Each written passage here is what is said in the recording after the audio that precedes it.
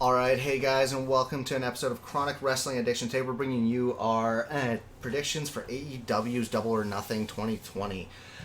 So there's been a couple of changes to the match card, and I wanted to bring that up quickly before I introduce our newest member of this podcast. The few changes that have happened so far is Penelope Ford is in for Dr. Britt Baker versus Chris Statlander, and we have Joey Janela replacing Ray Fenix in the Casino Ladder match. So once again, with everything that's happened in the world of wrestling recently, I just wanted to say that I hope everybody brings a positive attitude towards this pay-per-view tonight. These boys are going out there, and these women are going out there, and they're going to really give her hard. But here it is. All right, the newest member of our podcast is going to be Mike, the small town baker. He has come on with us a few times before and just kind of sat around, and he gave some opinion on previously, I believe it was Elimination Chamber. How you doing, Mike? Not bad there, Kevin Faber there. Great to be with you guys and going forward with this podcast today. And let's just get on to these predictions. It's going to be a pretty good match card, I think, it's going to be tonight. All right, so I got a few things written down, obviously, and everything's kind of a little scattered because my brain's been a little bit scattered. So the first big thing that I wanted to bring up is the Casino Ladder match.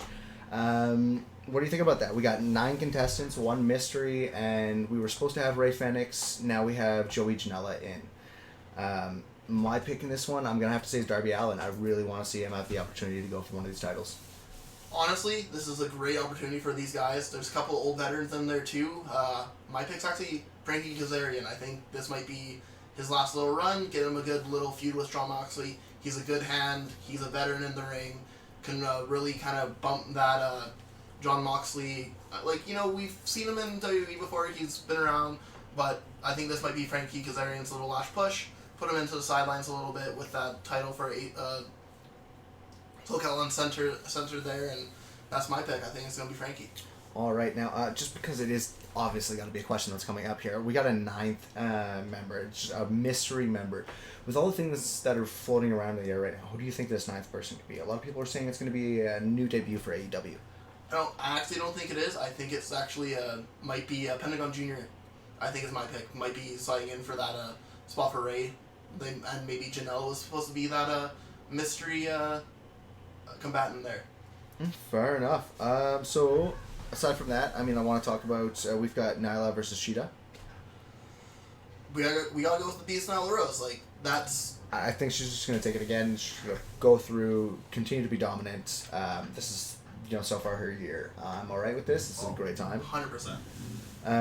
Another one that we had subbed in, we've got Penelope Ford versus Chris Statlander as well. I want to bring this one up specifically because it was originally supposed to be Dr. Britt Baker, DMD, against Chris Statlander. Statlander, I'm pretty sure, was prepared for Britt. Now is having to look into this out with Penelope Ford coming in. I do believe that Chris Statlander has the advantage on this one due to that, but I think at the same time, Penelope does have a chance to show us up. Show us what she's got here. She hasn't had too many matches since coming into AEW. I 100% agree with you there. Penelope Ford is kind of this dark horse. We've seen her on Dark a couple times. I think she might have had 2, maybe 3 matches on Dynamite. But I think this is actually going to be Penelope's night.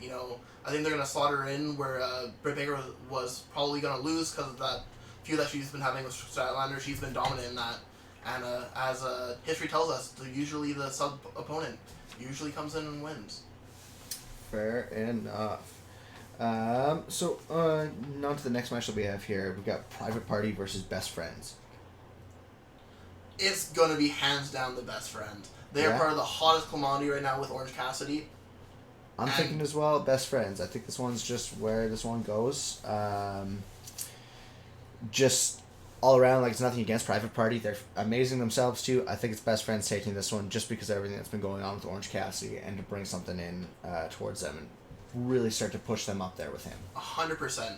Especially with Private Party. They could take the loss. They still have one of the hottest tag team finishers right now going. Oh, man, Gin and Juice is beautiful. Right? It's such a mind-blowing move. It's just something that they hit perfectly. I don't think they've messed it up too much. I think they might have done it once during the early days of AEW. They might have hit that once, but it's so clean. It's gonna be a hell of a match. But it's going to the private part. It's sorry about that. It's going to the best friends. All right, I agree with that one. Best friends. So on to the next one: Dustin Rhodes versus Sean Spears. Normally, I'd have to go with the Rhodes name anytime, but you know me, I'm taking Spears on this one. This just needed to happen. I'm saying this to the guy, who made sure to go pick me up a signed Sean Spears picture that's now sitting inside of my office. Right. So he knew that I was going to make this choice as it was coming. And I think you feel the same way, that you know where I'm going with this too. Dustin Rhodes is a great wrestler. He's been in the business for years, but it's time that he's giving back. Right? He's giving back in such a great way. I absolutely love it. I think Sean is a perfect one for him to be facing in this situation. And Sean taking the win isn't going to hurt Dustin in the slightest. Not at all. It'll look good going over, as long as it's not some sort of cheap go over. Yeah. Make Dustin look strong like he is, and we'll be good. And don't forget, we also have Tully Blanchard in the corner of Sean Spears. Mm-hmm. So, expect a little bit from that. Now, I got one more before I get into our three fun ones. The reason I kept stammering on this one is it's going to be MJF versus Jungle Boy.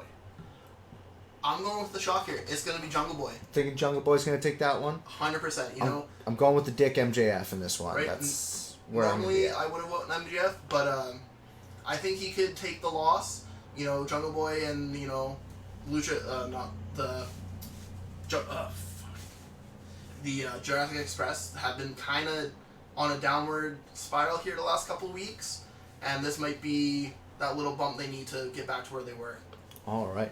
Well, if we're going to talk about Jurassic Express taking a little bit of a downturn there, I got to bring up one thing. So I'm going to skip to a different match at the moment to talk about this one. Because you brought up Jurassic Express there, I want to bring up the fact that the reason they've been heading on this down, I find, is closer to when Mr. Brody Lee had absolutely decimated Marco Stunt. 100%. I think that's where I'd say that it really started to come down for them, but I think that would be the reason for them to have a chance, Jungle Boy to have a chance of taking that one, because it would be a redemption story for them. Exactly. But, as I was saying, I brought up Mr. Brody Lee, so it's Brody Lee versus Moxley for the AEW Championship. Who do you got? I got Moxley because one of those little pricks is going to mess it up for Brody Lee, and this is going to be the time where Brody's going to, after this is done with Moxley, after he wins, Brody's going to go through all of his guys, kick out who he doesn't like, and this is going to be kind of like the rebuilding, right? Because he still has that kind of aura about him that the Dark Order is still not, it doesn't really feel like his yet, I find. There's still those outliers that were there before he was debuted, so. Fair. Well, I got Brody Lee on this one. He's my choice for this match. Absolutely love what he's doing here. Liked him when he was over in WWE, so I'm going to like him when he's Brody Lee over here with AEW. He's a phenomenal worker. Cody versus Lance Archer for the TNT Championship to be presented by the Iron Mike Tyson. You can't see it out there in podcast world, but Mike, you can see it right here. Yeah. I'm wearing the Cody shirt. I'm going with the Cody shirt. You can check my Twitter. I'm definitely going with Cody. If Cody doesn't win this one, I don't know what I'm going to do. So, I would love to go with my heart on this, but storyline-wise, I'm going with Lance. He's on a dominant run right now, and I think Cody can take one more loss that leads to the next pay-per-view where he's going to take that title from Lance. This is going to be Cody's redemption. He's going to take one big loss. He's going to get brutalized like Dustin did. He's going to go away, and then he's going to come back and take that title, I think. That's fair to think that way. I personally, my prediction on this one is just solely because I'm looking at Arn being in one corner and Jake being in the other. I do feel that Jake will probably get a little bit involved because, they're definitely the heels in this situation. So if Jake's getting involved, Arn Anderson's going to have to hit him with that spine buster at some point. Jake take that spine buster beautifully. Let's face it, he'll take it. It'll be wonderful, great time. If not, Arn's going right into a DDT out of nowhere. Oh, 100%. Right. It's either going to be a pick your poison, boom, DDT out of nowhere, or he's going to get that spine buster, and that's what's going to cause Lance to be distracted and Cody to take the win. Yep. That is my choice on that one. Final big one that I got to bring up, and I really got to make sure to bring this one up because it's going to be real fun. We got the Elite versus the Inner Circle. We got broken Matt Hardy with the Elite, with Kenny Omega, with Hangman Page, with the Young Bucks up against Santana and Ortiz, Jake Hager, and the Spanish sex god himself, Sammy Guevara. Who's your win? I got the Inner Circle. I think Hangman Page is gonna mess up Matt Jackson. That is the storyline that they've been building for half a year.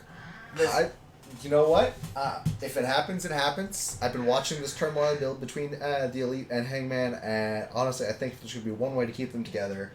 It's going to have to be this match. There's going to be something somewhere. Maybe Santana and Ortiz are just hauling off on Hangman. And it'll be Matt and Nick that come to save the day. Or Hangman is just going to lay one of them out. That he's going to get, bumped, shoved. He's going to maybe have a little too much bruises because they're going to be able to walk around anywhere in that arena. And maybe he might get a little too drunk and accidentally hit Matt Jackson in the face. I guess it's always a possibility. We will just have to wait and see. All right. Well, with that being said, it's now only a couple hours away from Double or Nothing as we're finishing up this recording. We will be back either later tonight or tomorrow to give you our reactions to this all. We might take some time to process and figure things out, but we'll be paying attention, and pay attention to Twitter. You'll catch us up on there as well. I will be sending out Mike's social media information for you guys over our Twitter so you can understand him a little bit better and so you can give him a follow. Alright, thank you for listening. Once again, guys, this has been your AEW Double or Nothing 2020 quick preview special. Have yourself a good one, and let's get a little bit fried.